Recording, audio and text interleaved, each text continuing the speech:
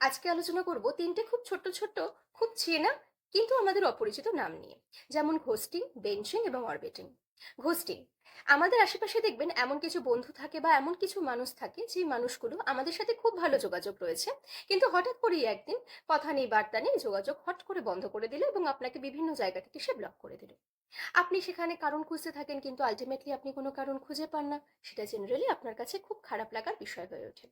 বেঞ্চিং, এমন কিছু মানুষ আছে আমাদের আশেপাশে, দেখবেন আপনি হয়তো তার সাথে দেখা করতে চাইছেন, বেড়াতে চাইছেন, কিন্তু সে আপনাকে বলছে আচ্ছা কালকে দেখছি, কিন্তু আমার না একটুখানি টাইম শিডিউলটা ডিফারেন্ট রয়েছে, আমি ভেবে দেখব। বাট আলটিমেটলি হয়তো সে সেদিনকে বিজিই নেই, বাট সে আপনাকে কোনোভাবে ঝুলিয়ে রাখতে চাইছে। যদি তার মনে হয় যে আচ্ছা ঠিক আছে চলো বেরোনো যেতে পারে, তাহলেই কিন্তু সে আপনার সাথে বেরোবে। আর একটা হচ্ছে গিয়ে কি অরবিটিং।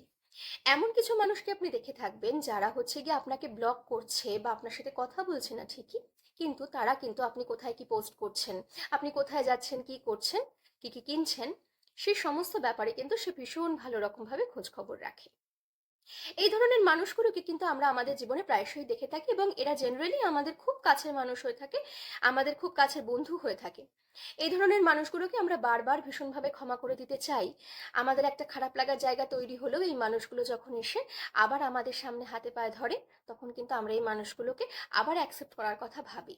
কিন্তু এই মানুষগুলো, তাদের পার্সোনালিটির দিক থেকে কিন্তু তারা এরকমই। আপনি যতবার এই মানুষগুলোকে সুযোগ দেবেন ততবার আপনি কোথাও গিয়ে নিজেকে একটা চান্স দেওয়ার থেকে আপনি কিন্তু পিছিয়ে যাচ্ছেন।